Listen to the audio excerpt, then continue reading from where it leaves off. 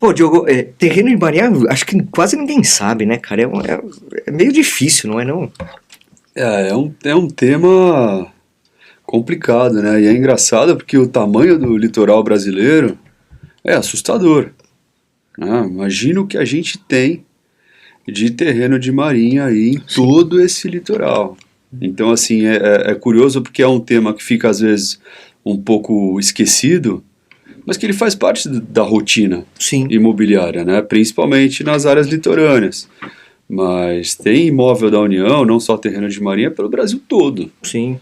É Barueri lá, né? Terra indígena, Tem né? terra Alguma, né? indígena, tem os rios marginais, as áreas ali localizadas nas margens dos rios federais. E tem, assim, os imóveis, imagina, imóveis das Forças Armadas, é tudo da União, né? Os imóveis funcionais, todos os fóruns federais, todos os imóveis onde estão ali as agências reguladoras, Brasília lá. Brasília. Então é um patrimônio gigante. Vamos gravar? Que Opa. vocês já começaram o podcast aí. Pô, se empolga, a gente se empolga. Vamos lá. Vamos lá. Que bom, que bom.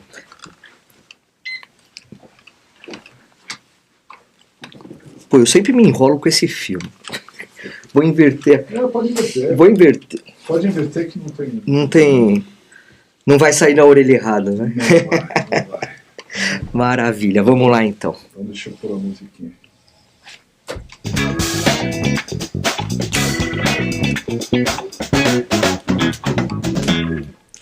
Olá, meu amigo, olá, minha amiga. Estamos aqui mais uma vez no seu, no meu, no nosso Adnocast.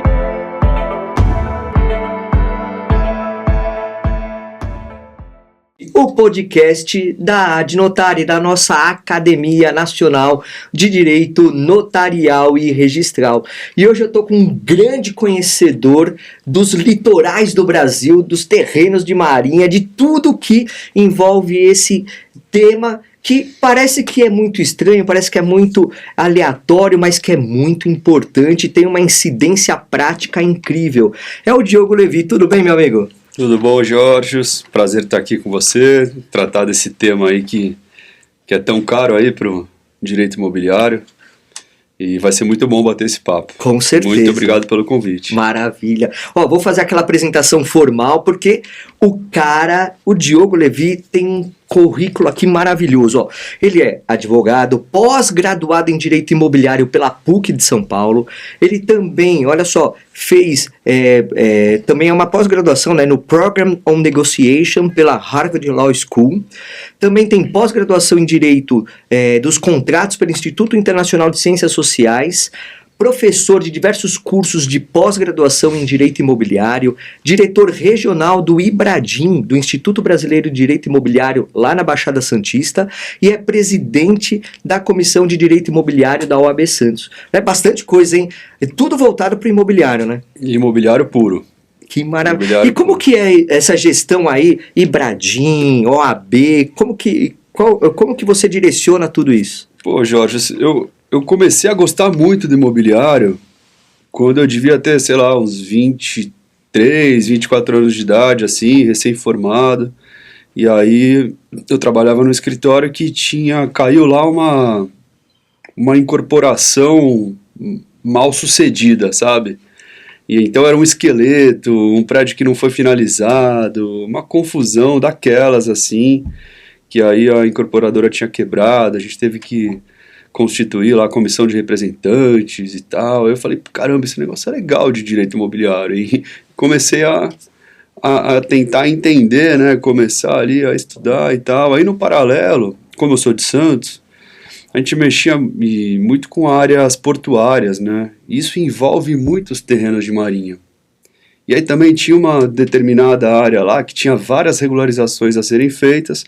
Uma delas era na Secretaria do Patrimônio da União. E aí que eu falei, ninguém entende isso. Assim, os advogados não entendiam, né? Você ia no cartório, eu senti, caramba, isso aqui é uma zona cinzenta, porque todo mundo fala desse tema de uma maneira diferente. Ninguém fala, não, isso a gente vai fazer dessa forma. faltava firmeza. Uma insegurança, E né? faltava firmeza em pessoas experientes. Eu falei, caramba, que tema complexo mesmo. E aí fui me interessando, sabe? E aí o tempo foi passando, né? Isso aí já faz quase 20 anos. E falei, pô, legal, terreno de marinha é um bom tema. E lá fui eu, né? E tô aí até hoje estudando, né? E a gente nunca vai esgotar o negócio, porque tem muita coisa para aprender. Mas eu posso dizer que eu sou um entusiasta desse tema específico dentro do imobiliário. Não, e é importante porque atinge uma grande parte de imóveis, porque a costa litorânea do Brasil, né? Você estava até falando aqui antes da gente começar, é gigantesca, né? É gigantesca e tem um contexto assim histórico, né? É interessante também, porque para começar a gente tem muita dificuldade em entender o que é patrimônio público e o que é patrimônio privado. Quando a gente vai lá para os terrenos de marinha, existe muita sobreposição, assim. Então você tem títulos nulos, matrículas, que elas ficam ali em nome de um particular. Então, o Fernando é proprietário do imóvel tal. Mas, na verdade, a verdadeira proprietária daquele imóvel é a União. Então você fala, cara, então já dá um nó na nossa cabeça. Sim. Né? Então a gente tem no nosso enorme litoral uma grande faixa de nulidades. Inclusive tem súmula do STJ nesse sentido, a gente explora isso aqui, vou falar um pouquinho para vocês disso, mas assim, é realmente um ponto fora da curva do imobiliário. Você vai trabalhar muitas vezes dentro de uma nulidade, que é um título particular, que na verdade o imóvel é público. Que vai se perpetuando, porque os negócios imobiliários vão sendo promovidos, se somam, então esse imóvel que está em nome de Fernando vai ser negociado para Maria, que depois vai para o João, e vai ser lavrada escritura de compra e venda, isso, aquilo, e parece que ninguém percebe. É uma realidade paralela mesmo? Engraçado, dá essa impressão, assim, em determinadas circunscrições, né, o oficial de registro de imóveis, ele tem plena ciência disso, mas assim, até onde vai também, né, a responsabilidade do oficial, aquela história que a gente estuda lá no início, né, dos princípios registrais, tem o princípio da arrogação. Ou seja, o oficial de registro de imóveis, ele não tem que sair do balcão e começar a fazer uma análise fora do título, né? A análise do oficial de registro de imóveis, ela ficaria adstrita aos elementos intrínsecos do título. Então chega uma escritura dizendo que fulano é proprietário e todo aquele histórico registral vem nessa linha, o oficial vai seguindo aquela linha. Mas aí a gente vai para algumas incongruências dentro do sistema, né? Então, daqui a pouco eu vou falar um pouquinho para vocês do histórico do terreno de marinha, assim, mas só para a gente pegar um ponto específico, né? Você pega uma matrícula, você que é um cara que conhece tudo de leilão, né? Então você pega lá uma matrícula do imóvel X que está indo para leilão e tal, aí você vê lá na matrícula, proprietário, uma pessoa física. E nessa mesma matrícula, vai fazer menção, em determinado ponto da matrícula, ao RIP. Sim. O que é o RIP? É o Registro Imobiliário Patrimonial. Então você já tem uma incongruência. Por quê? Como que eu, oficial, estou dizendo que o proprietário é o Fernando, se na mesma matrícula eu estou fazendo referência ao registro de que o imóvel é público? Então você já tem um título ali meio doido. Isso quando tem, né? Quando tem. Então, vamos entrar nesse panorama geral, nesse histórico sobre terrenos de marinha, para poder contextualizar tudo isso, né? Porque tem origem há tempos, né? Então a gente está falando de algo que é antigo, até a própria definição do que é um terreno de marinha, maré, isso, distância, é complexo isso, né? É complexo, né? Então esse instituto aí dos terrenos de marinha, ele remonta lá para o Brasil colônia. Então a gente volta mesmo lá para trás. Então tinha antigamente, né, a legislação era diferente, né? Então se legislava através de ordens régias, que eram as ordens, né, do rei. E aí tinha uma ordem régia que era de 1641, um negócio assim bem antigo, que dizia, ficam sob domínio da coroa, né? Então a gente está antes do Brasil República, Sim. estamos lá atrás, Brasil Colônia. Então ficam sob domínio da colônia as áreas conquistadas, né? Então todo o território brasileiro ele se tornou de domínio da coroa portuguesa, né? Pelo direito de conquista. Recorte, uma aquisição originária, hein? A gente Sim. tem aquela ideia de assim, a aquisição originária é uso capião, aquisição originária é desapropriação, e tem uma aquisição originária que ela decorre do direito de conquista. Então, quando o país vai lá e conquista o outro, é uma aquisição originária. Então, todo o nosso território, ele era de propriedade da coroa portuguesa. E essa ordem régia lá de 1641, ela dizia que os imóveis poderiam ser transferidos para o patrimônio particular, com exceção das marinhas, que eram os tais terrenos de marinha, né? Por que isso? Qual é essa ideia de manter no domínio público os terrenos de marinha? Bom, uma ideia super ultrapassada, super antiga, que era uma ideia mesmo de defesa da terra. Então era para que você tivesse ali, nessas áreas próximas ao mar, todas essas áreas de domínio público para você fazer fortificações para evitar invasões. Até porque naquela época você só tinha a possibilidade de ir para lugares através de navios e todas as conquistas, até o Brasil foi assim, né, colonizado. Então chega o navio tal e começa a colonizar, a conquistar, né, como você bem referiu. Então realmente a preocupação era a proteção do território. Né? Proteção do território, claro, isso se perdeu no tempo e hoje em dia se tornou uma questão meramente arrecadatória, né, porque a gente vai ver aí que muitas vezes essas operações imobiliárias nos terrenos de marinha, elas são mais complexas e mais caras também, tá? Então, qual foi a ideia lá atrás, né? A gente volta um pouquinho também lá, não é nem faculdade, isso é escola, imagina. O Brasil, ele foi cortado, né, em capitanias hereditárias. Pô. Então, tudo bem, tinha as capitanias. Minha filha tá vendo isso daí. É legal pra caramba isso, porque isso vale pro imobiliário como um todo, né? Tem uma regra no direito imobiliário, e é difícil você ter regra sem exceção no direito, mas essa é uma delas, que todo imóvel tem origem pública, porque ele era um território que foi conquistado lá atrás pela coroa portuguesa. Então, sim, onde a gente está aqui agora, quem está aqui nos assistindo, nos ouvindo, cada pedacinho de imóvel do Brasil, ele tem, assim, sem exceção, uma origem pública. Sim. Se você for voltando, você vai bater lá. Na conquista que foi. Isso aí isso não tem como. Então, a gente tem, né? Tinha lá nossas capitanias hereditárias e tal. E aí os capitães, eles tinham uma prerrogativa de fazer doações em sesmarias. Então essas sesmarias eram doações feitas. Só que dentro das sesmarias, que já eram enormes áreas, você tinha que sempre reservar os terrenos de marinha, né, para o poder público da época. E aí, por que a gente fala muito em união? Né? Porque, de novo, aqui mais um ponto histórico. A União Federal, ela nada mais é do que a sucessora da coroa portuguesa. Veio o Brasil República, tudo que era da coroa passou para a União Federal. E aí, quando a gente vai lá trabalhar mesmo na prática com os terrenos de marinha, boa parte desse trabalho acontece na Secretaria do Patrimônio da União, que é a SPU. Que é um órgão da União, né? Que é a primeira repartição pública do Brasil. Caraca! Então, assim, era antiga, ela já teve vários nomes. Então, lá atrás era a Delegacia de Terras.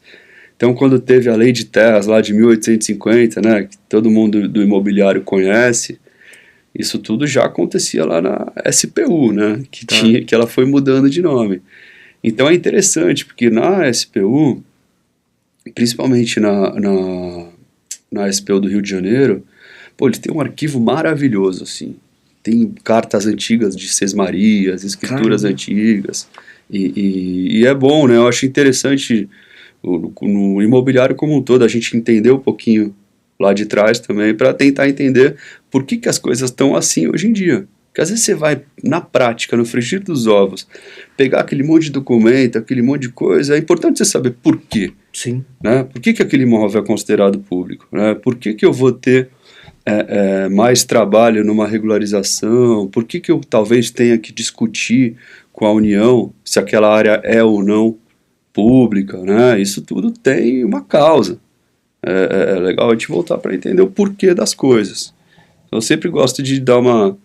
voltar um pouco não, né? Não, voltar mas muito aí no nossa. tempo. Não, mas é importante porque com isso a gente consegue entender o objetivo inicial, né, proteção territorial, de uma realidade histórica que exigia isso, porque o medo que se tinha era a invasão pelo mar, né, com certeza. E você vê o desvirtuamento disso. Né? Então, Sim. quer dizer, passou de ser um interesse, eu vou usar a palavra legítimo, mas todo interesse, de uma certa forma, tem a sua legitimidade, mas passou a ter aquele interesse, como você falou, meramente arrecadatório, né? Porque tem que pagar, não tem, né? Não tem escapatória. E aí, o que acontece mas você bem estabeleceu, então nós temos um patrimônio que é público, mas que ele tem um direcionamento para o particular. Em que medida isso daí se dá? Pô, ótima pergunta, porque eu falo muito desse tema, né? Eu sempre falo disso em pós, em palestra, no dia a dia. E aí o tema ele é bem complexo, mas nesse ponto a gente consegue ser mais objetivo, assim, porque você tem dois principais regimes. Então você não tem meia dúzia de regimes, 10 regimes, né, que vão dar um nó na nossa cabeça. A gente tem dois regimes principais, que é o regime de ocupação e o regime de aforamento, tá? Então, premissa, né, assim, eu tô lá no escritório e tenho um cliente, né, sou operador do direito, não importa se você é advogado, se você está num cartório, chegou lá um imóvel com frente mar, que você tem certeza que aquilo é um terreno de marinha e tal, você tem que partir da premissa correta. E qual é ela? Você tem que entender qual o regime. Então, primeira coisa, se o regime é de ocupação ou se o regime é de aforamento. O regime de ocupação, ele é muito ruim, né? Porque ele é precário. E a estimativa é que 70% dos imóveis, né, nos terrenos de marinha esteja sob esse pior regime, Caramba. sob o regime de ocupação. A gente vai ver um pouquinho que você não consegue fazer uso capião no regime de ocupação. Ele é um regime bem mais difícil de trabalhar. E o outro regime é o regime de aforamento, que aí a gente já está tratando de direito real, você sai da precariedade, você já está numa situação ali bem melhor. Uma garantia muito maior. Do que quem está na ocupação. Agora, tudo isso também, Jorge, depende de um tema muito importante, de uma questão muito importante, que é a demarcação em si. Sim, né? A fixação aonde que está mesmo, porque, e outra, pelo que eu vejo, você pode até ter uma parte sendo de um imóvel, parte sendo terreno marinho e parte não, né, também. Muito comum. Muito comum. Então, como que é essa definição? Muito comum. Então, a demarcação dos terrenos de marinha, isso aí está lá no artigo 2º do Decreto-Lei 9760 de 46. Aliás, a gente tem 3 principais diplomas assim, né? Quem vai aprofundar, quem vai estudar, tem que dar uma bela estudada no Decreto-Lei 9760. Veja só, ele é de 46, muito antes da nossa Constituição, né? E Sim. aí ele foi lá recepcionado pela Constituição e está em plena vigência. Então esse decreto ele é bem importante. Tem a Lei 9636 de 98, né, que também aí tem vários aspectos essenciais também para entender, a 9636 de 98, e tem um outro decreto, que é o Decreto-Lei 2398, esse é de 87, um ano antes da Constituição, tá? Também foi recepcionado, está em plena vigência. Então são esses os 3 diplomas principais para trabalhar, e claro, instruções normativas, portarias, orientações internas lá da SPU, né, da Secretaria do Patrimônio da União. E aí quando você tem lá, ou acha que tem, né, um terreno de marinha, você precisa entender essa questão da demarcação. E a demarcação, eu acho que ela é o ponto mais conflituoso que tem dentro desse tema. Por quê? Cara, o conceito ele é muito ruim. Assim, a fixação ela é péssima. Lá no artigo 2º do decreto 9760 de 46, tem lá a definição do que é um terreno de marinha. E aí está escrito lá, são terrenos de marinha, os imóveis localizados dentro de 33 metros contados da linha do pré-amar médio de 1831. Aí você lê aquilo, você fala, bom, eu vou ter que ler isso umas 50 vezes, porque parece que foi feito para confundir, né? Sim.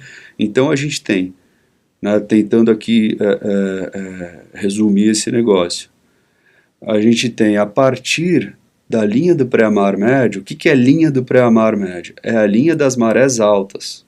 Tá? Então você vai ter que saber qual é a média das marés altas. Só que o critério, ele é duplo, ele é temporal e ele é geográfico.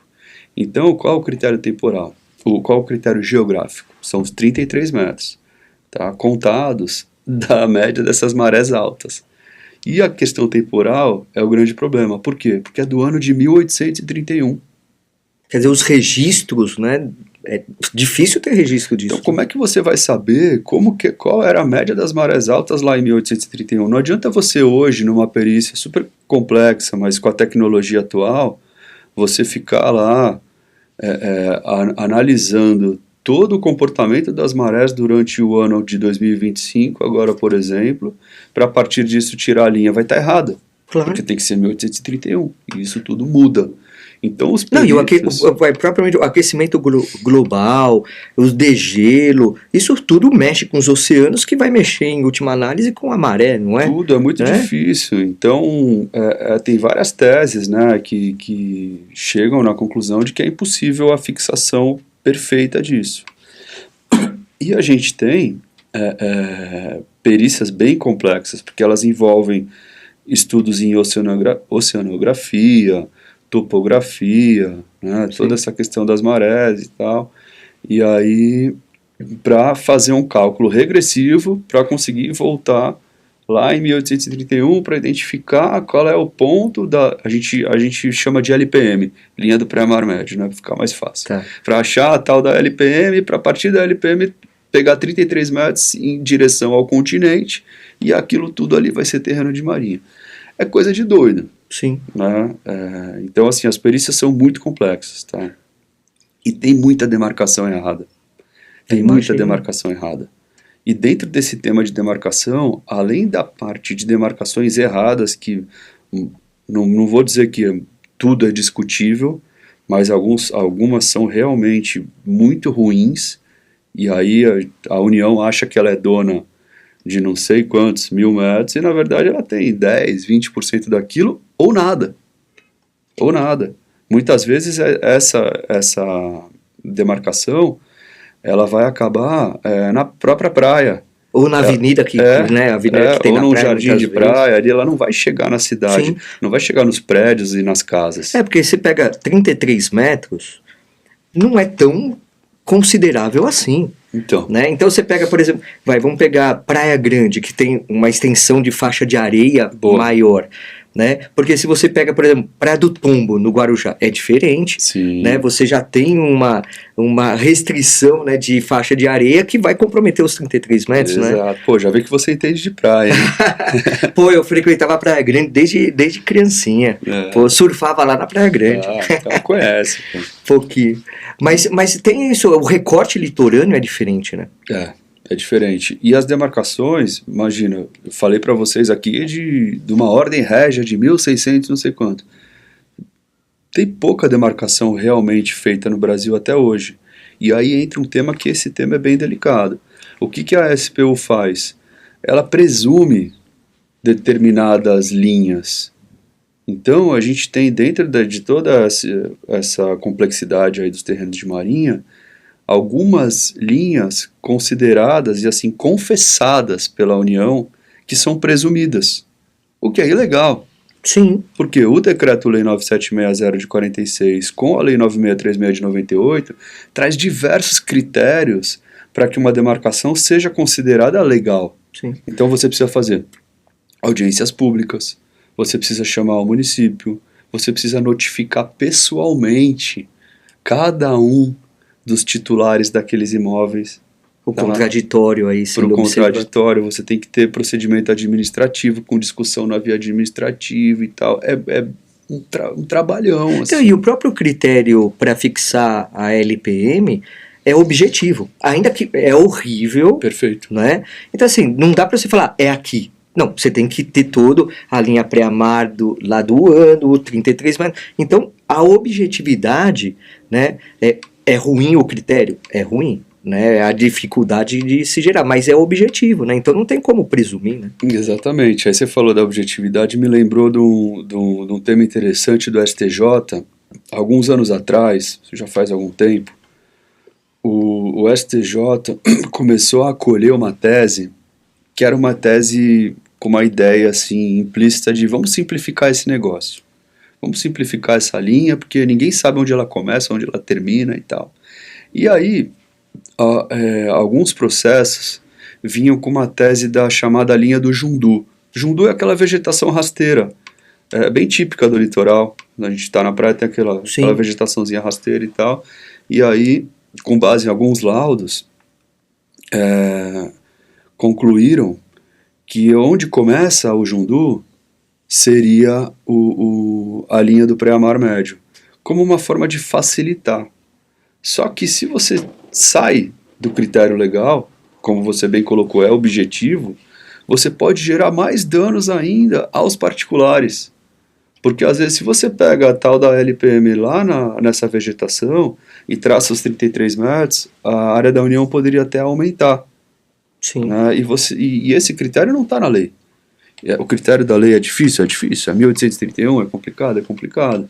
Mas aí o STJ tem alguns acórdãos que ele acolhe essa tese da linha do Jundu, só que depois essa tese perdeu força e hoje em dia ela não é mais ali acolhida, né, pelos tribunais, e o que eu acho muito bom, porque Sim. a gente tem que ser legalista, né?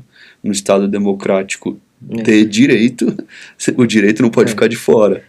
Que mude-se a lei, então, que estabeleça-se um outro tipo de critério e aí com uma objetividade moderna, vamos chamar Claro, assim, né? Claro. Então aí você tem essa viabilidade sempre, né? Sim. Do legislativo atuar e falar assim, olha, vamos definir de uma forma... Aí também o interesse é complicado, né? A confusão é interessante para a União nesse ponto?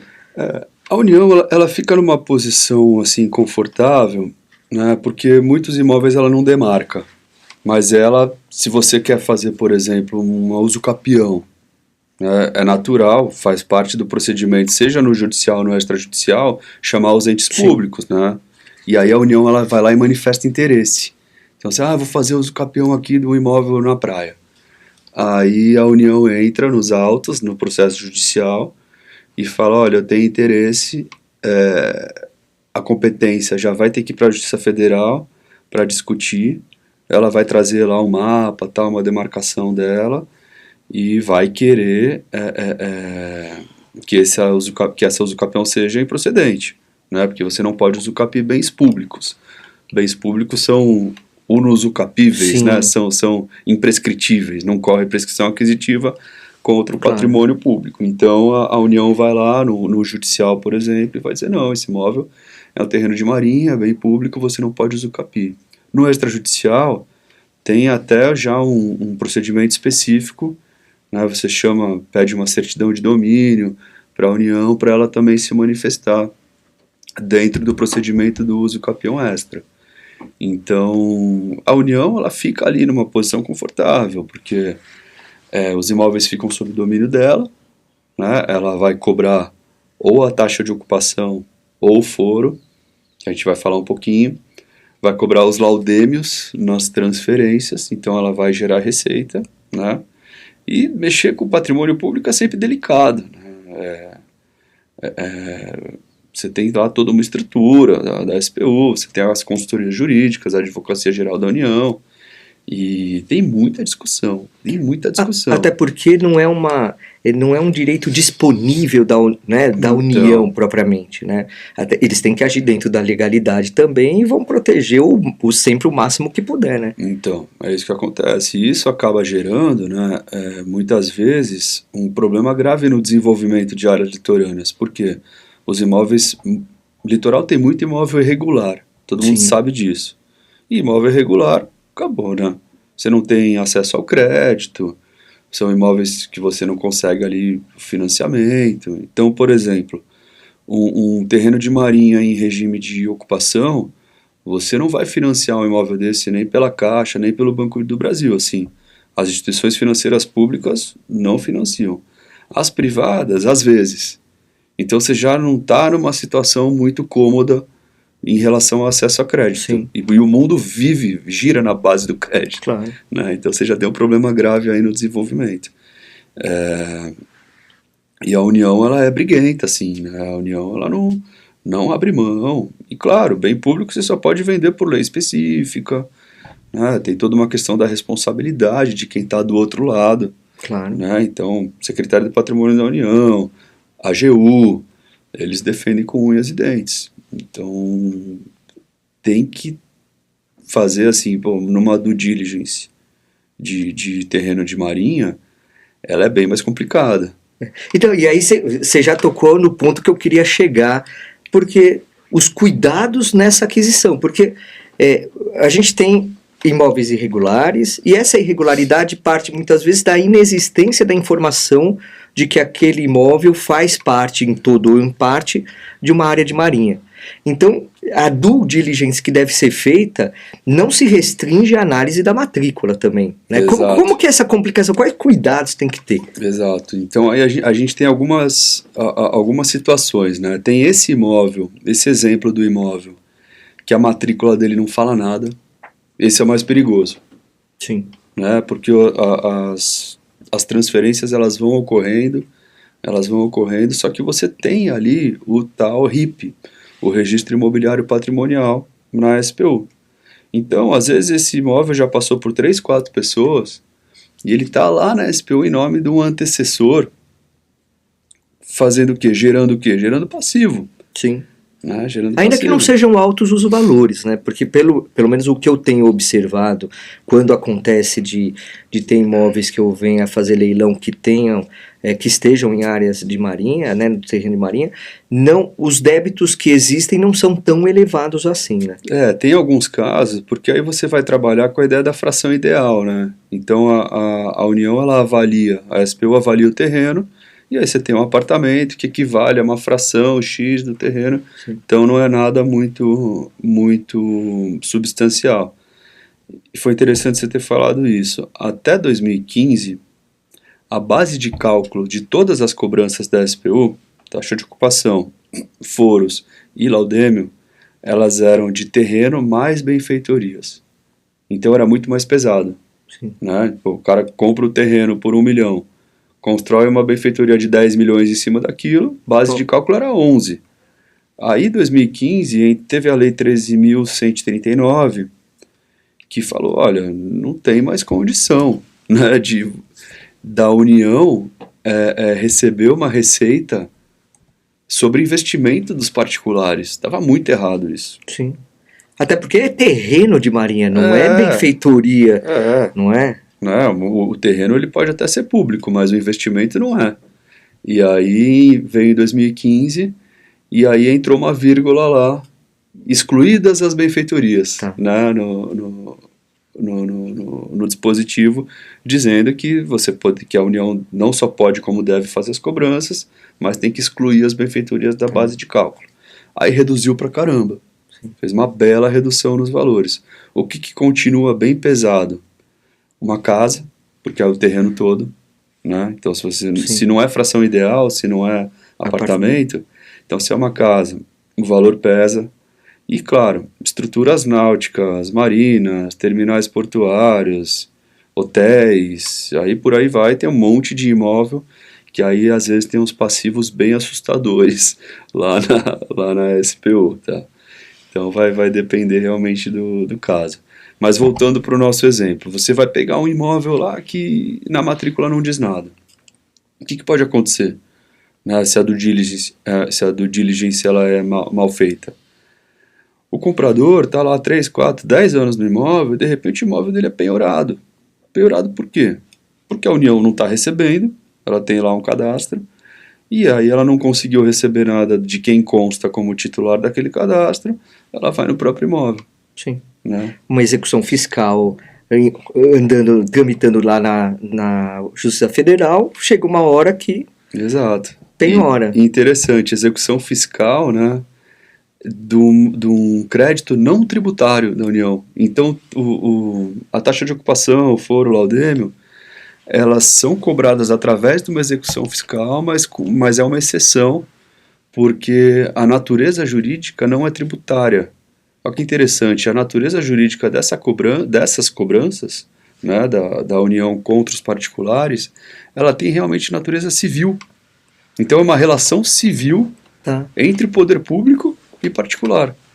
Mas é cobrada através de execução fiscal, claro, por causa de toda a condição aí da União Federal que faz as cobranças.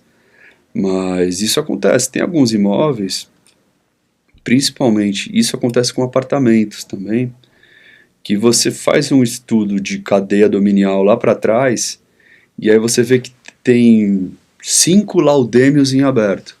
Alguns deles anteriores a 2015, que eu te falei que é a lei que excluiu as benfeitorias a partir de 2015. Então, de 2015 para trás era super caro. Sim. Então, aí você pega algumas transferências antigas e você vai ver, às vezes bate com o valor do imóvel, já vi. Então, o imóvel vale 600 mil e você tem 600 mil para pagar de regularização. E aí, quer dizer, inviabilizou o negócio. Ninguém faz, vai ficando ali na base do instrumento particular e tal, e fica discutindo na execução fiscal, tentando declarar prescrição. Sim. E tal, fica uma briga. Então isso acontece. E o STJ julgou, ano passado, a questão do termo ACO da prescrição. Porque você fala assim, pô, Diogo, você está me falando de coisas muito antigas. Sim. Né? Então, se o cara fez algumas transferências nos anos 60, nos anos 70, nos anos 90, isso não prescreve nunca, né? A própria alteração legislativa de 2015, pô, a gente já está falando em 10 anos. A gente está falando em 10 anos, mas aí vem o STJ e fala o seguinte, olha, aquela teoria da accionata, você só pode correr a prescrição a partir da ciência. Se a União nunca teve ciência disso, a partir do momento que você leva lá na SPU e protocola toda uma cadeia dominial, que A vendeu para B, B vendeu para C, C vendeu para D, ela vai lançar todos aqueles laudêmios. É o fato gerador, né?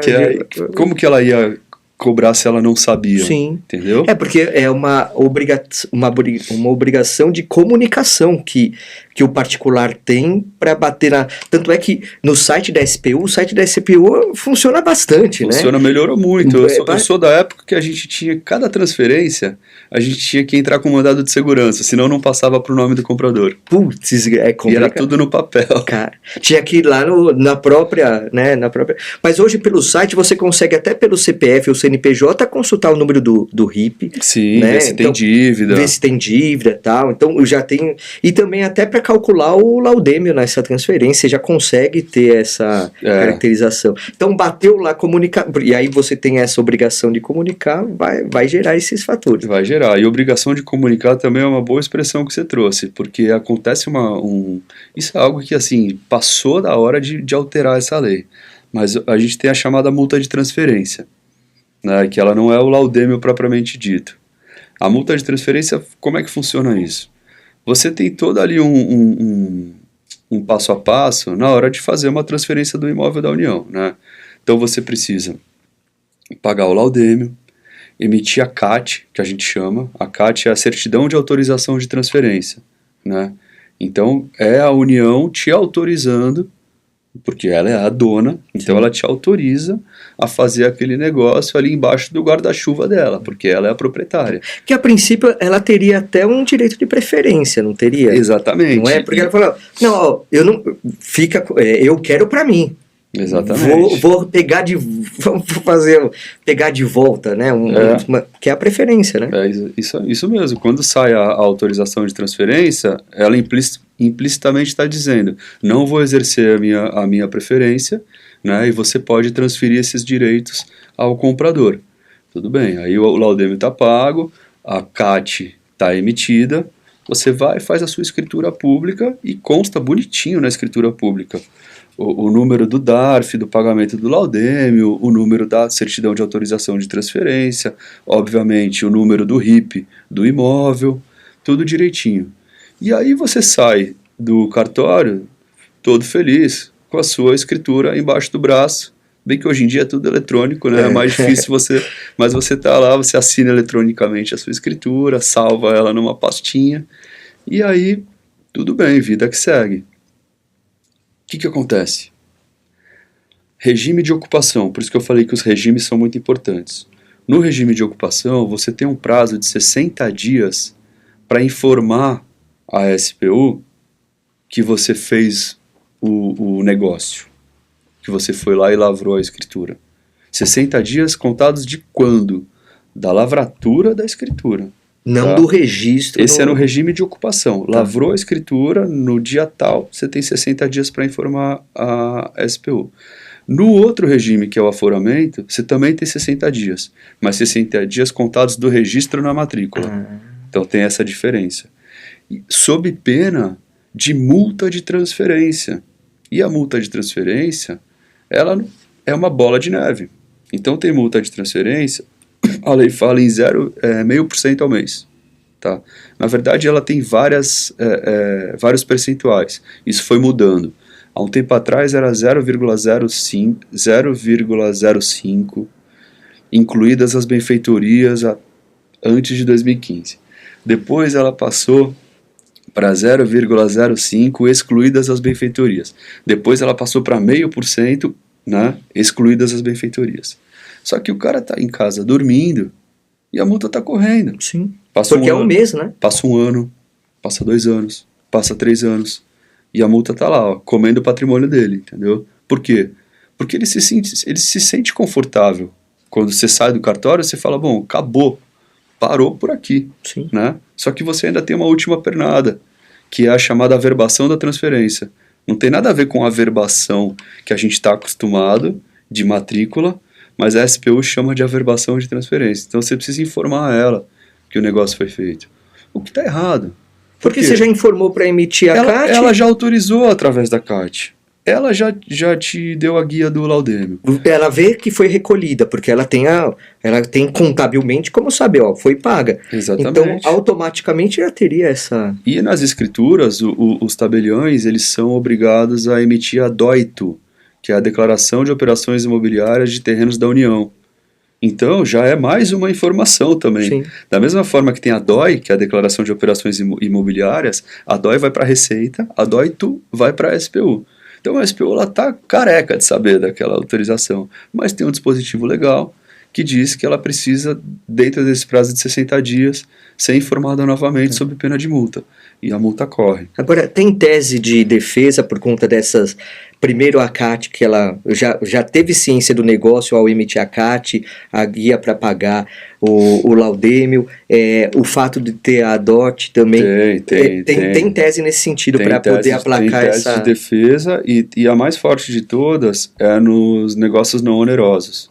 Porque muita gente fez inventário e não informou a SPU. Sim.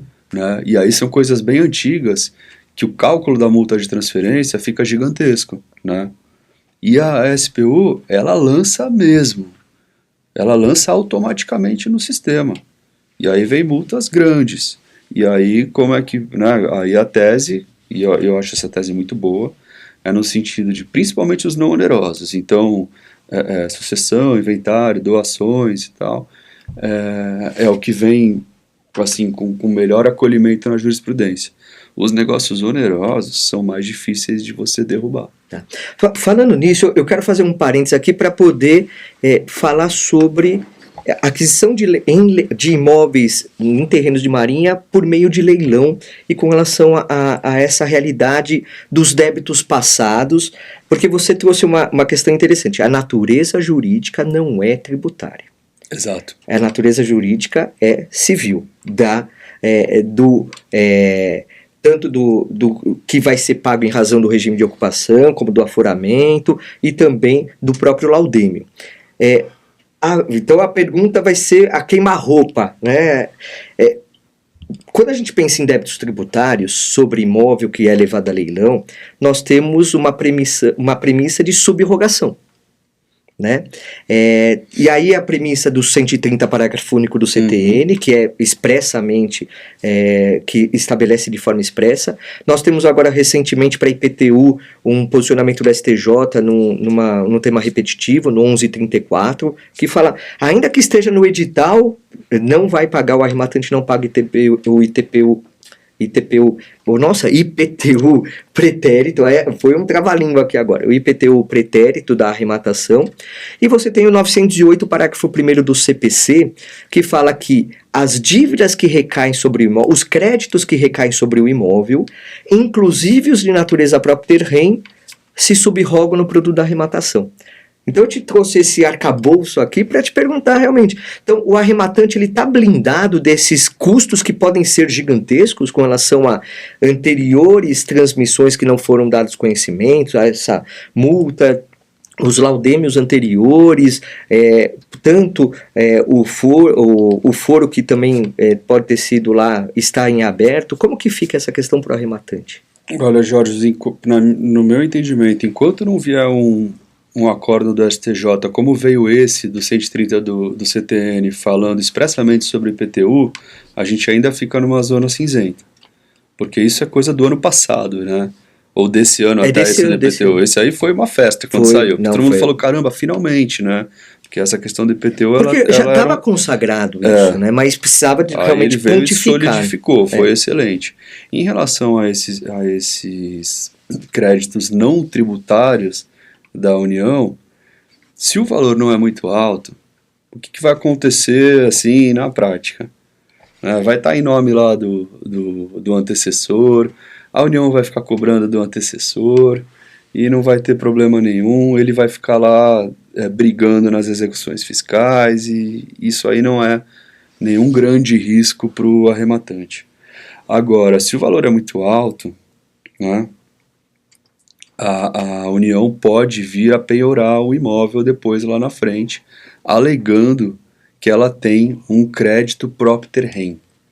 Só que aí, no meu entendimento, é complicado você caracterizar isso como propter rem sem um dispositivo legal nesse sentido e com uma jurisprudência ainda bem confusa, tá? Porque quando a gente vai tratar de terrenos de marinha, a gente acaba estudando a jurisprudência de todos os TRFs do Brasil, né? Então, tem TRF 4, 2 ou 4, se não me engano, que diz que é propter rem, tá? E que estaria subrogado, então pela interpretação do Código de Processo Civil. Eu acho excelente essa interpretação, porque eu sou pró-arrematante, eu acho que a gente tem que fazer o mercado funcionar, né? Então, eu acho esse entendimento bem interessante. Agora, a gente não tem no nosso TRF3, que é onde acontece muito negócio, né? TRF3 aqui que pega Sudeste, não tem uma pacificação do tema, sabe? Então, assim, esse tema quando você vai tratar de imóveis menores, mesmo um bom apartamento, é o que você falou, não costuma ser nada muito assustador em termos de custo, né? Mas aí, se você vai para um negócio maior, não sei, estou pensando aqui, um terminal retroportuário, uma área lá de container, que o cara tem lá 30 mil metros, né, com uma avaliação de 40 milhões e tal, aí a coisa engrossa. Aí a gente tem que fazer um estudo bem. O que eu costumo fazer como leiloeiro é a percepção, ainda que não esteja na matrícula, que tenha o RIP lá, né, tenha a caracterização de ser terreno marinha, eu peço para o juiz, até pelo 799 do Código de Processo Civil, para intimar a União, pela Secretaria de Patrimônio da União, para tomar ciência da penhora, Ótimo. E aí eu já tive casos da União vir se manifestar e aí ela esclarecer qual é o regime que incide sobre aquele terreno, falando que é ocupação, ou aforamento e tal, e falando assim, olha, não precisa deslocar a competência para a Justiça Federal, porque o meu interesse é simplesmente de receber com base Legal. na dívida. Então, quando eu consigo, claro, sempre que eu consigo pesquisar o RIP e tal, eu já coloco tudo no processo, mas às vezes eu não consigo falar, excelência, você tem que intimar, porque nem na matrícula tá, mas, pô, é um imóvel beira-mar, Então. né? Então você não tem como dar. Eu não. Pô, se a própria quem conhece o assunto não tem como dar certeza onde fica a LPM para poder definir se é ou não, quem sou eu para poder falar que tá ou não, né? Sim, pô, e a União está certíssima nesse ponto, porque não precisa deslocar a competência, você não está discutindo propriedade. Sim. Você vai deslocar a competência para a União, você está dizendo que aquele imóvel não é público. Sim. Aí, opa, vamos para a Justiça Sim. Federal, vamos fazer perícia e tal. Mas se a questão ela é né, sobre quem vai ficar com aquele crédito ou não... E aí vai ter o concurso de credores lá para definir. É que nem a ação de reintegração de posse. Pô, tá tendo uma briga, tá? Reintegração de posse num terreno de marinha. Desloca a competência? Não desloca. Ninguém tá discutindo domínio. Sim. Né? Só quem tem a posse. E aí tem uma irregularidade técnica, assim. Porque em verdade não é posse, né? Porque bem público, ninguém exerce posse sobre o bem público, é detenção. É o fâmulo da posse. É o fâmulo da posse. Porque né? se você fala em posse, você poderia falar em uma posse ad usucapione. Exatamente. Né? Uma posse que conduziria ao usucapione. É complicado. Ó, vamos fazer uma parada aqui para chamar um quadro que nós temos, que é o quadro Vai dar registro? Nesse quadro, eu provoquei antes até, quando o Diogo foi convidado, eu falei assim, Diogo, a gente precisa trazer alguma coisa que seja interessante na área registral, que possa interferir com relação aos terrenos de marinha no âmbito registral. E aí ele trouxe um caso aqui que é interessante, registro de incorporação em cartórios, que alguns cartórios só fazem a menção do RIP, mãe, né, ou seja, do terreno como um todo, né, sem ter aquela individualização e tal, mas alguns outros oficiais de registro exigem a individualização. É isso mesmo? Como que funciona aí uma incorporação num terreno de marinha? Incorporação em terreno de marinha é um tema muito legal de trabalhar, né, porque são imóveis com muito interesse, né, dos desenvolvedores, a gente sabe quando tem vista para o mar, quando está próximo do mar, é um outro mundo em termos de mercado. Né? E algumas incorporações foram mal sucedidas no passado por falta de cuidados em relação à questão de SPU, né, dos terrenos de marinha. E aí qual o panorama atual? Alguns oficiais... A gente tem algumas incorporações registradas assim, e não quero diminuir meu trabalho não, mas é que foi muito simples, realmente muito tranquilo. Olha, oficial, esse imóvel ele está localizado num terreno de marinha, a gente leva informação do RIP do terreno como um todo, e fica uma menção ali superficial no registro da incorporação, que aquele imóvel é objeto do RIP número tal. Bom, tranquilamente, e segue a incorporação normalmente, registra a incorporação, e aí depois você tem um segundo passo, que a SPU chama de fracionamento. Aí depois também você vai pegar primeiro faz na prefeitura, então você pega o cadastro municipal com a metragem de cada uma das unidades autônomas, e aquilo mesmo você vai espelhar na Secretaria do Patrimônio da União, e a União vai abrir um RIP para cada unidade, assim, e uma coisa que flui tranquilamente, tá? E aí eu estou pensando aqui num imóvel em regime de ocupação, que é sempre o regime mais polêmico, tá? Aí o que vem acontecendo recentemente? Alguns oficiais de registro de imóveis estão entendendo que não cabe a incorporação imobiliária se o regime for de ocupação. Então tem notas de exigência que eu já vi, principalmente em Santa Catarina, dizendo o seguinte, olha, essa incorporação ela pode ser registrada, desde que o proprietário, que normalmente é uma SPE, obtenha o aforamento do imóvel perante a Secretaria do Patrimônio da União. E aí, claro, aforamento às vezes demora para sair, né? Qual a diferença entre ocupação e aforamento? Aquilo que eu tinha passado para vocês, a ocupação ela é precária, ela é regime deletério, resolúvel a qualquer tempo, está escrito na lei, eu acho pesadíssima essa expressão que a lei traz, é uma mera tolerância da União em relação ao uso dos seus imóveis. Pô, mera tolerância não é brincadeira, né? Não é. Né? O cara vai colocar o capital dele ali em algo que está sendo meramente tolerado. Sim. Né? Então, realmente, o aforamento é melhor. Mas aí tem toda uma questão de velocidade, de empreendimento e tudo mais. Mas em determinados casos o oficial pede. E aí você vai abrir para duas possibilidades. O aforamento oneroso, que ninguém quer pagar para receber aquele aforamento, e o aforamento gratuito. Tá? Então, que eu vou falar um pouquinho para vocês do gratuito. Então, assim, essa questão da incorporação, e isso é muito na prática mesmo, se vai dar registro ou não, ela vai variar do entendimento do oficial, e tem um terceiro entendimento.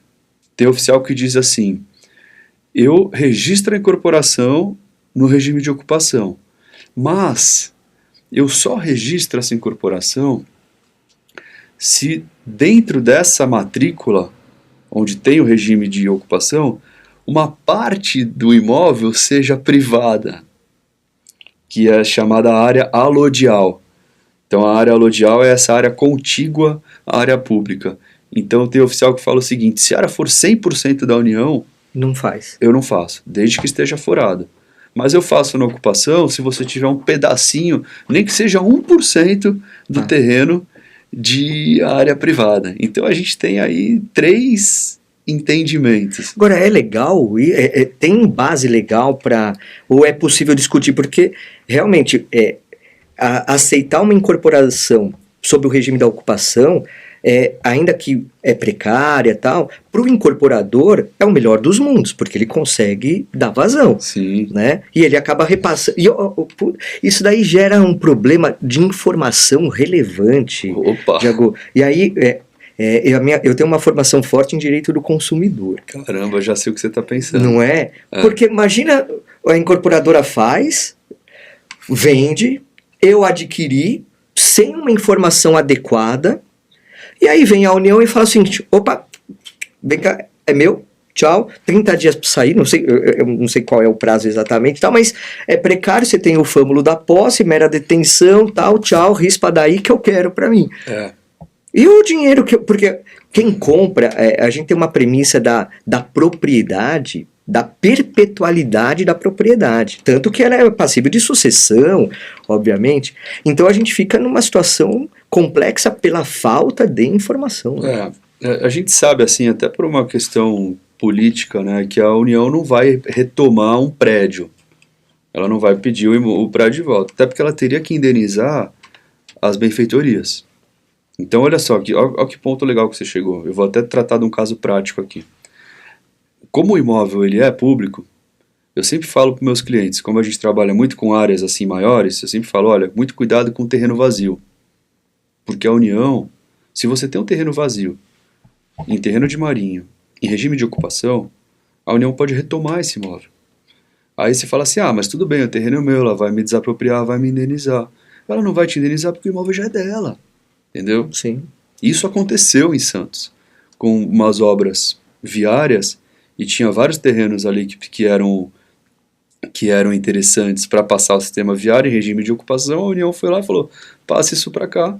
E aí a União pegou os imóveis e cedeu para o município, porque a obra era municipal. Então os entes públicos, eles articulam contra os particulares, entendeu? É um perigo. Até em prol da coletividade, nesse seu exemplo. Sim. Porque colocar alguma obra viária é em prol da coletividade. Exatamente. Mas aquele que acha que é o proprietário, que quando não é proprietário, ele acha que ele vai ficar realmente a ver navios, né? Então, porque ele tem uma matrícula dizendo que ele é proprietário, ele se sente proprietário, ele foi ao cartório, ele pagou ITBI, ele comprou esse terreno de alguém. O imóvel tem conteúdo econômico, ele não é um nada, ele tem conteúdo econômico. E aí fica a discussão de pagamento de benfeitorias, né? Então é bem complicado. Claro que num prédio, numa corporação, a União não vai fazer isso, mas quando você fala do direito à informação, eu acho complicado, e quando a gente faz os contratos nas incorporações, eu deixo muito claro o que está sendo vendido. Sim.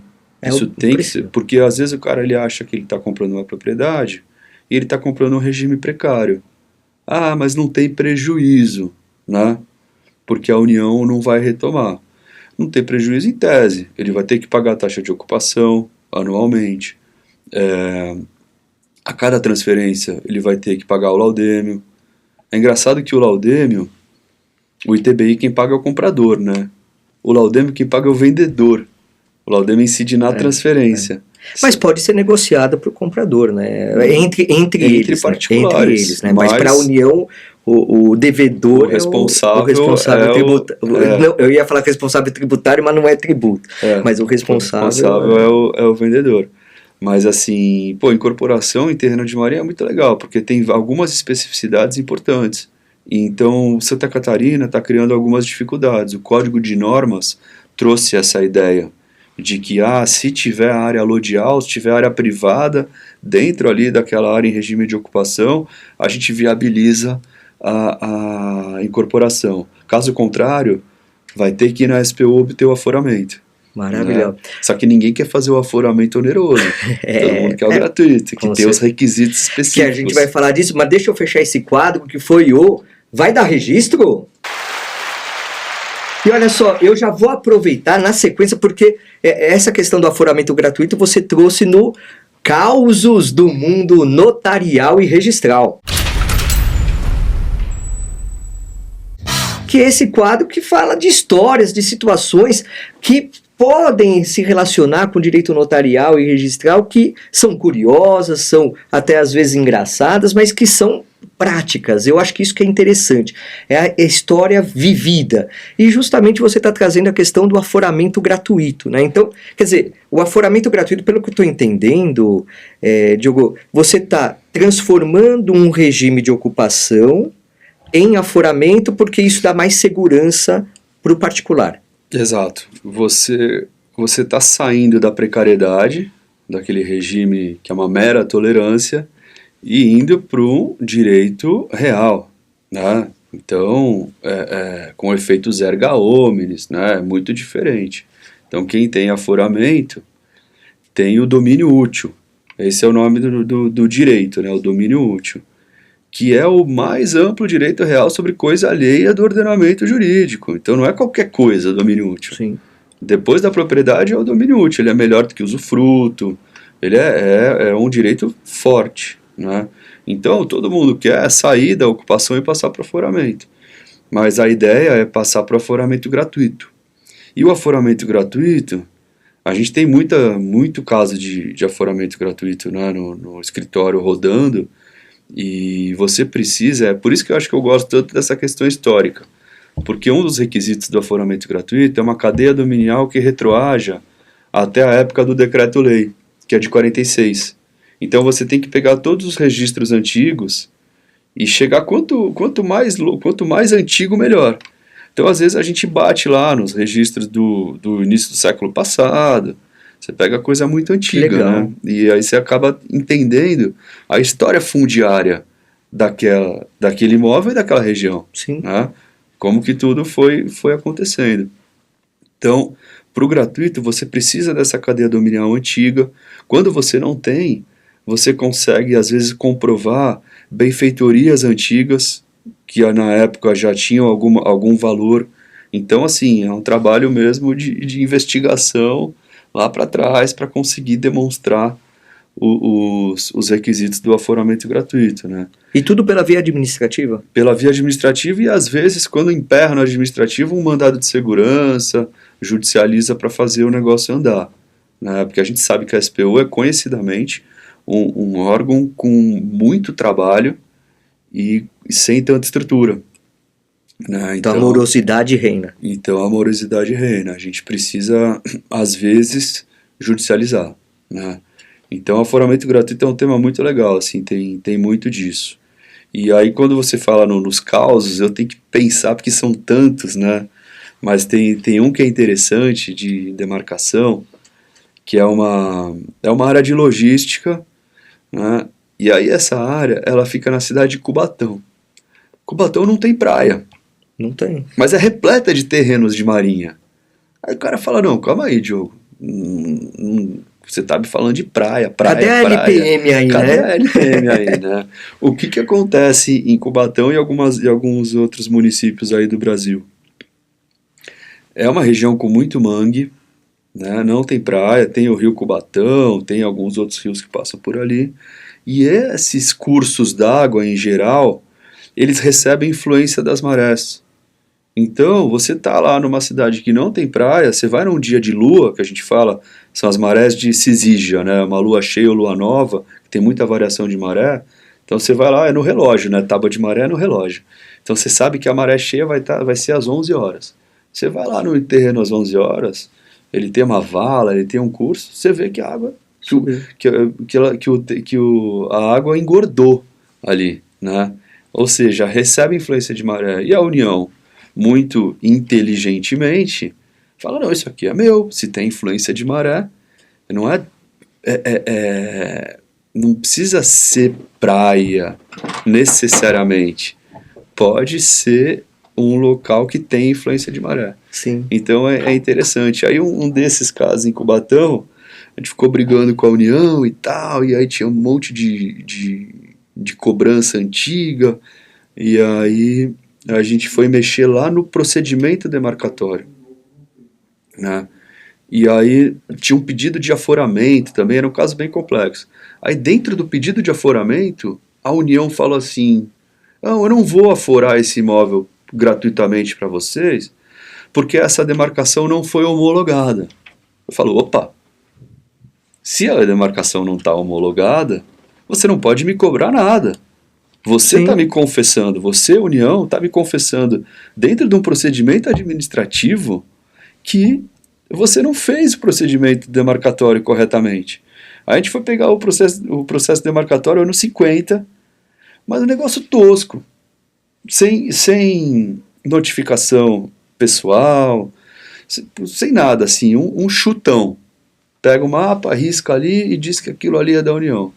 Aí a gente cancelou, nesse caso, todas as cobranças, com repetição de indébito ainda de tudo que foi pago dentro dos últimos 5 anos, porque, né, Sim. é isso. E aí você vai a caso, vai estudando como foram feitas aquelas demarcações, e muitas delas realmente são viciadas, né?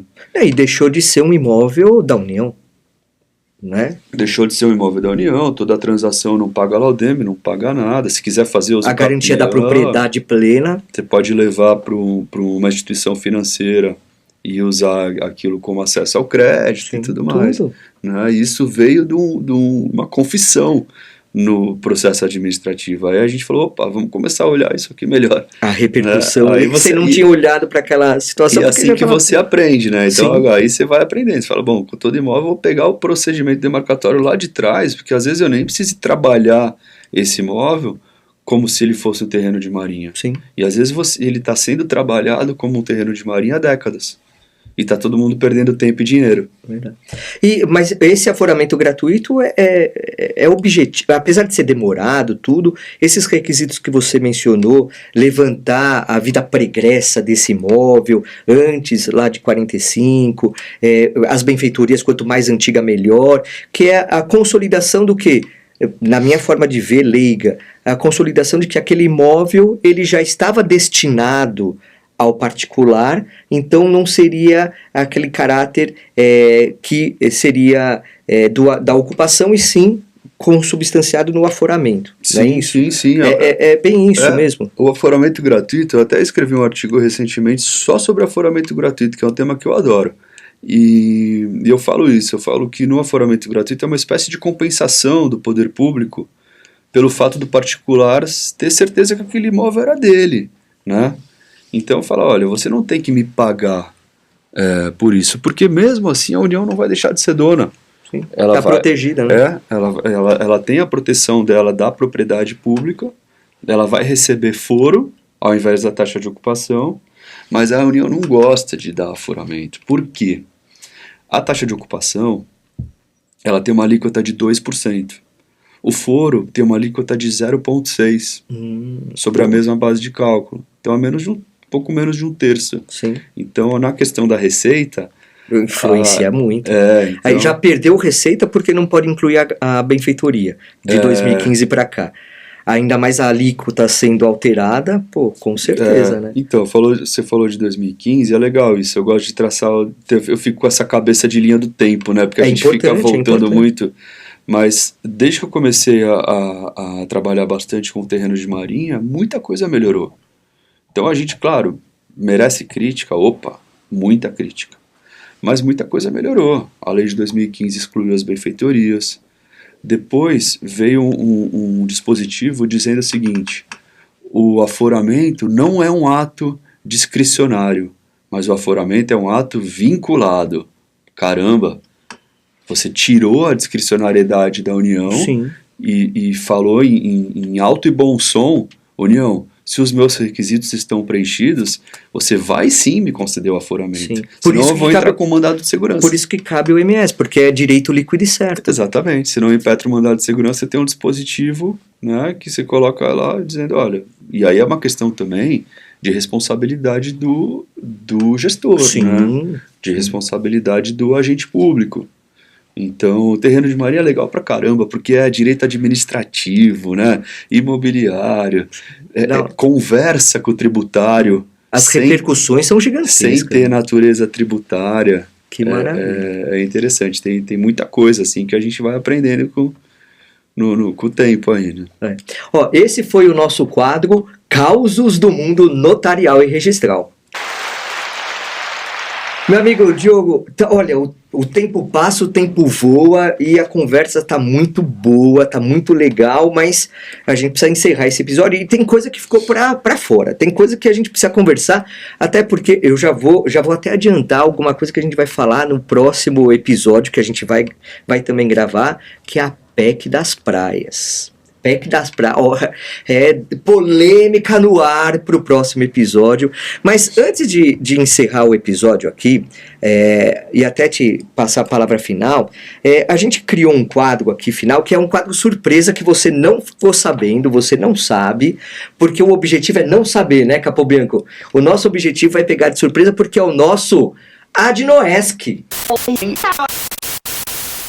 No Adnoesc, falei certo essa vez, tô aprendendo, tá?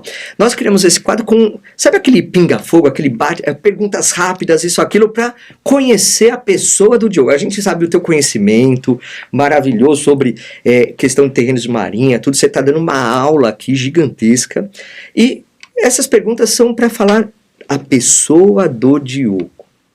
O Diogo Levi, quem é? Então, vamos lá, primeira coisa, quem é você em uma frase? Bom, eu sou... Vamos lá. Quem sou eu em uma frase? Essa é uma frase... É uma pergunta filosófica. Né? Esse que é o objetivo, aqui é devagar. Eu sou quem eu sou. Eu sou minhas vontades, meus sonhos, meus desejos, o que eu fiz, o que eu vou fazer.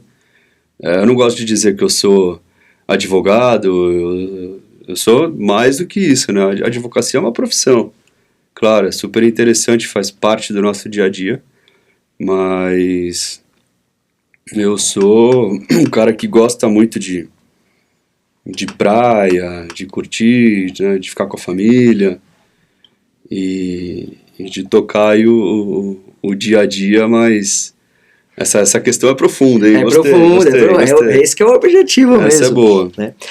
Na tua área, né, imobiliário, voltado para essas questões próprias de terreno de marinha, claro que não é só isso, obviamente, que você atua. O que você vê, e você pode falar para o nosso público, o que diferencia um bom profissional daquele que é um excepcional profissional? Olha, eu acho que dentro da área imobiliária como um todo, né? Eu acho que aquele profissional meticuloso, aquele que vai no detalhe, né? Ele faz a diferença. E para isso a gente precisa ter o coração gelado. Eu acho que o profissional, em geral, acho que isso vale para todas as profissões, né? Tem que ser frio. Tem que ser frio, né? Porque às vezes tem a pressão do cliente, tem a pressão do corretor, né, tem a pressão do dinheiro, do negócio que vai acontecer, tem todo aquele jogo de interesses e tudo aquilo está concentrado, aquela responsabilidade tremenda, enorme, no profissional, no operador do direito. Então, acho que aquele profissional que sabe respirar e muitas vezes a moda antiga, pegar uma folha de sulfite e escrever ali... Desenhar, né? Desenhar, fazer um mapa mental, né, de quais são as possibilidades, o que está em jogo. Eu acho que isso faz diferença, assim, a questão da cautela, né, da frieza e da cautela. Eu acho que são qualidades dos grandes profissionais que eu conheço. Meus grandes... tenho grandes amigos de quem eu sou fã, assim, que eu vejo essa qualidade neles. Eu acho isso bem interessante. É legal que essa frieza é o distanciamento que tem que ter, né? É claro que você está sendo muitas vezes contratado por uma das partes, mas você tem que olhar o negócio como um todo, né? E eu brinco que às vezes o advogado, a advogada é destruidor de sonhos nessa área, né? Porque a empolgação de ter o imóvel, isso, aquilo, tal, muitas vezes por uma questão técnica, jurídica, desconhecida muitas vezes pelo corretor, muitas vezes por todos que estão lá, falar, opa, aí é uma situação de um alerta complexo para assumir responsabilidade, né? Então isso é realmente muito importante, e ao conhecimento, e até o exemplo que você destacou há pouco, de que no procedimento administrativo lá do aforamento, a União destacou que não tinha feito adequadamente a destinação, né, a fixação, né, da área, é a forma que você demonstrou que você tem esse olhar frio, distante, para falar assim, opa, olha aqui, vamos pegar daqui, e trouxe uma solução maravilhosa para o teu cliente, que ele acabou tendo economia e ainda recuperação do que ele já tinha pago, né? Isso é importantíssimo. E, Diogo, só mensagem final para a gente fechar esse episódio aqui, que daqui a pouco vamos ter outro episódio, mas qual a tua mensagem final? A mensagem final é de agradecimento, e quem quiser estudar o tema, né, uma sugestão assim, que tenha esse olhar mesmo de entender o tema lá de trás, ver como as coisas melhoraram, né, e como tem muita coisa ainda para melhorar, e como a gente pode desenvolver bons projetos e prestar uma assessoria aí, séria em relação ao tema, que até alguns anos atrás era uma caixa preta, né? Mas eu acho que a Adnotari faz um trabalho muito legal, né? E várias outras também instituições aí, porque a gente tem que compartilhar informação, pensar juntos, bater papo, porque é assim que todo mundo cresce junto. Com certeza. E já fazer aquele convite, intimação para você fazer curso na Adnotari sobre esse tema, porque realmente temos público e temos vazão para conhecimento, que nós da academia buscamos isso, né? Acho que essa viés, você também é professor, tudo, então você tem essa gana de transmitir conhecimento, de ser, como o Clóvis de Barros Filho fala, o explicador, né, das questões que a gente tem o domínio. Obrigado mesmo por ter participado hoje aqui do nosso Adnocast. Eu que agradeço. Eu vou fazer aquele convite final para você. Você está aí, você ainda não é associada, não é associado da Adnotari? Então, peraí, corre lá em www.adnotari.org.br e faça já a sua associação. É baratinho e os benefícios são incríveis, fantásticos, núcleos temáticos dos diversos temas, reuniões exclusivas para os associados, para as associadas, desconto em cursos e muito mais. O grupo de WhatsApp bomba lá, é uma família que discute sobre temas interessantes para trazer a sua advocacia de uma forma muito mais assertiva. E é claro, siga-nos nas nossas redes sociais, lá no Instagram da Adnotari, @Adnotari. E gostou desse episódio? Olha só, é incrível, né? Tem muito mais, outros tantos episódios no nosso canal do YouTube. Então, acabou esse daqui? Pega lá e começa a ver os anteriores, que na próxima semana tem mais um novo episódio do nosso Adnocast. É isso aí, meu amigo, é isso aí, minha amiga. Bora lá, bora que dá. Abraço!